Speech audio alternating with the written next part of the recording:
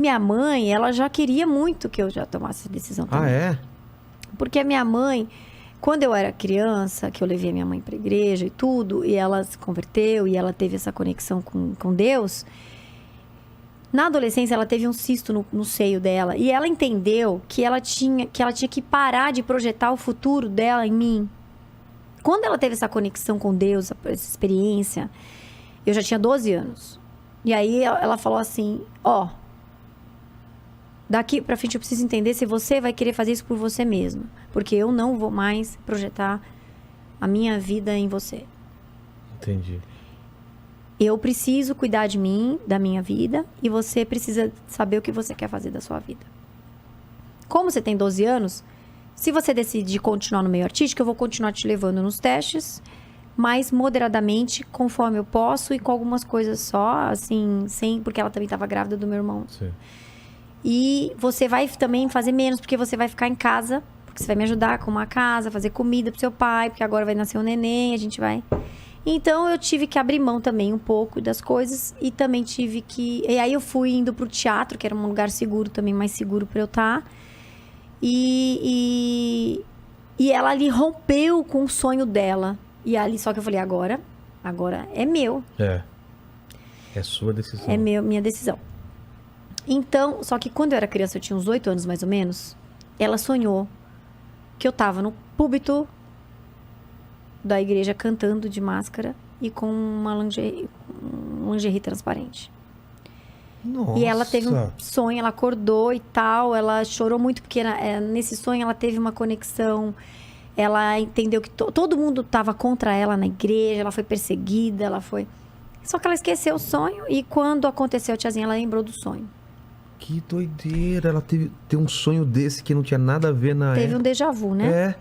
Do que ia acontecer se talvez ela se a gente tivesse tomado outras decisões. Não.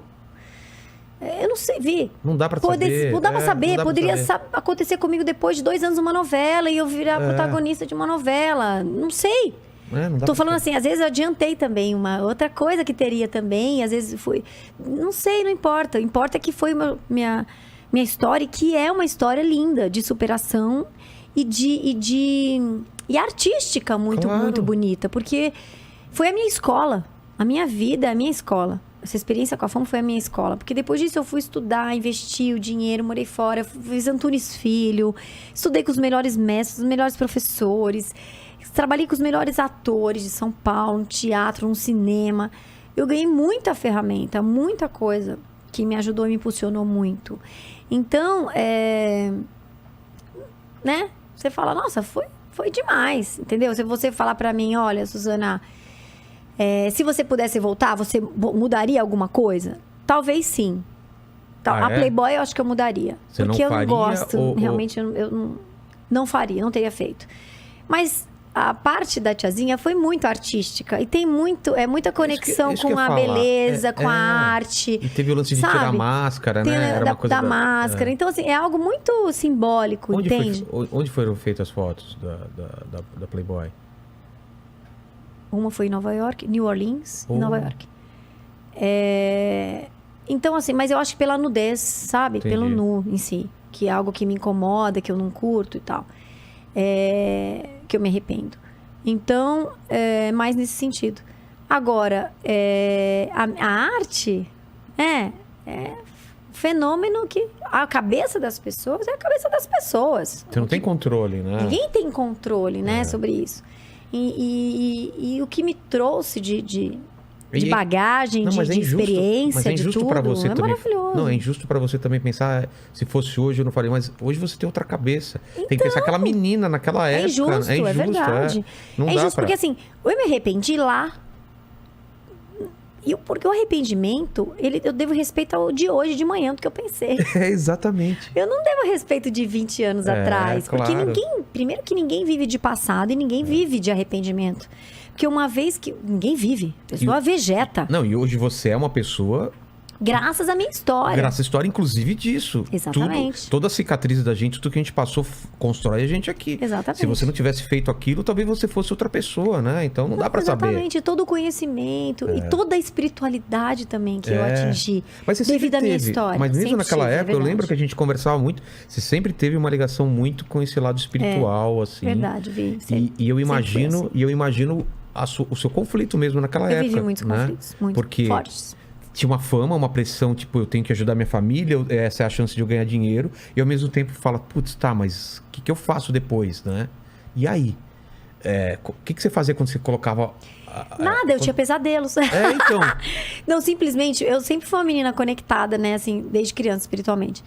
Então, quando aconteceu tudo isso, eu sentia tudo o que estava acontecendo. Que era e produto eu falava, licenciado, gente... né? Era caderno, era roupa, era tudo. E aí, eu tinha essa consciência, aí eu simplesmente dormia. No carnaval, eu vi aquilo ali lá de cima. Aquela loucura. Eu falava, o que eu tô fazendo aqui? Sério? Mesmo na época, você pensou isso? Esse não é meu mundo, isso tá acontecendo, eu não tô entendendo. Não tô mesmo? entendendo, não... Era como se eu tivesse eu não tava lá. Era um eu sonho, tava lá, como se fosse um sonho. É como se fosse... Eu tava em coma. Eu fiz uma peça na USP desse trabalho. Porque tinha um grupo de pesquisa lá. A gente tem até hoje, mas depois que eu tive filho, ficou meio complicado. Mas, e eu pesquisei muito essas questões, porque na hora de criar a dramaturgia, porque eu fazia mestrado em pedagogia do ator, né? Tava fazendo, mas não consegui finalizar.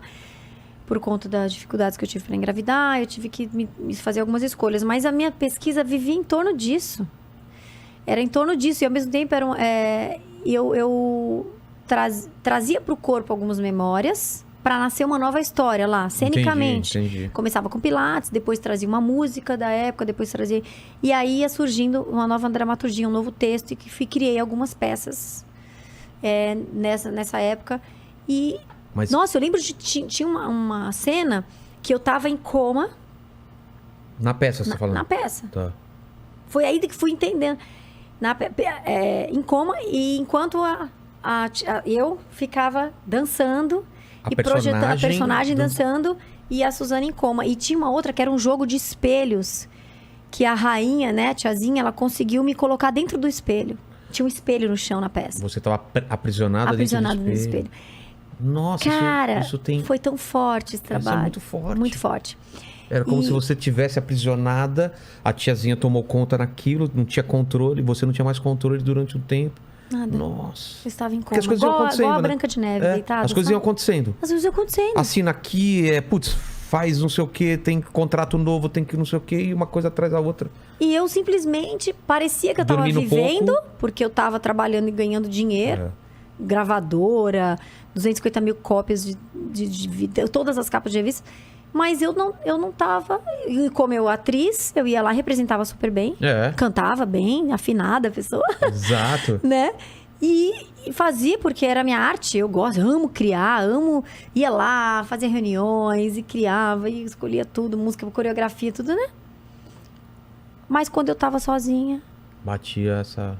E eu dormia, não conseguia dormir. Eu pedia pra minha produtora em Portugal. A gente ia sempre pra Portugal, porque toda hora eu tava em Portugal. Portugal era igual ao Brasil. Muito sucesso lá em Portugal? É mesmo? Programa de televisão, shows. Vivia em Portugal. Nossa. Era 2 finais de semana em Portugal. Tiazinha? Tiazinha. E aí, cara, eu dormia nos castelos, né? Hotel de castelos. E eu pedia pra Ângela ou a Eli, que era minha camareira, dormir comigo. Porque eu tinha tanto medo dos pesados. Que eu ficava cutucando, querendo acordar. E falava, se eu ficar me mexendo, você me acorda de madrugada. Você vê o que a mente tava brigando lá dentro, né? Eu via meu corpo saindo, assim, eu dormindo na cama, e meu corpo saindo. Cara, um desespero, assim, desespero. Carnaval, via vultos, via coisas, assim, eu falo, hoje eu Hoje você entende melhor. Via tanta coisa que eu não posso nem falar aqui no programa. Não, mas eu sei porque eu já estudei, já sou da igreja também. Você sabe que essas coisas que estavam rondando, né? Não, que estão, né? Que estão sempre rondando, né? Sempre rondando. Então, mas eles me mostrou tudo, assim, aberto, assim, ó, tipo... Como se fosse Matrix, assim. Pegou fogo no último carro que eu saí, na última escola, no lugar que eu ia sair, antes de eu subir, 5 minutos antes de eu subir na... Olha a energia que tava... Não, pegou fogo no lugar que eu ia estar. É mesmo? Antes, 5 minutos. Antes de você... Antes de eu entrar aqui na Gaviões, aqui em São Paulo. E aí jogaram... E aí arrumaram, porque era pluma de bichinho de pelúcia, o Sei. tecido. Que pegou fogo. Bem na hora, antes de entrar. Nossa. Então, assim, tinha muitos sinais, muitas coisas, assim, né? E eu como essa menina inquieta e que com a alma cheia de sonhos, né? Desejos e cheia de... E essa conexão espiritual que eu não... Por mais que eu não tava na igreja, mas eu... Não, ela não é quebrada. A igreja, né? É. Ela não é quebrada. Uma vez que você conhece, dificilmente você consegue... Né? E quando você tem um chamado e você sabe que você tem consciência, foi, né, alicerçada nisso. Então eu tinha total compreensão de tudo. E por isso que durou pouco tempo. Parecia que foi muito tempo, mas durou pouco tempo. Mas foi intenso, pelo menos, e foi uma coisa que ficou e tá marcada na história, e é isso, aconteceu. Isso. De repente você poderia também viver uma decadência com o personagem, que seria muito mais triste. Não dá pra gente saber. Não dá pra gente saber. Não dá pra saber. Não, eu acho sei que foi... acabou na hora certa. Vendo hoje. Não é na melhor época... você parar no auge? É. Pelé acabou de jogar no auge. Na época eu também fui das pessoas que falei, ela não pode parar isso, mas hoje eu entendo perfeitamente o que você fez. Não, e foi a depressão, né? Que eu tive. E talvez as Mas a doenças depressão- que eu teria depois, se eu não tivesse parado, né? Mas bateu depressão naquela época ou depois que você parou e Depois e aí também. porque na época não dava nem tempo, Não, né? síndrome do pânico, várias De não coisas. sair. De não sair, de não querer sair. É porque daí eu queria virar anônima, né? E aí não dava mais. Não, esquece, não tem Como? como.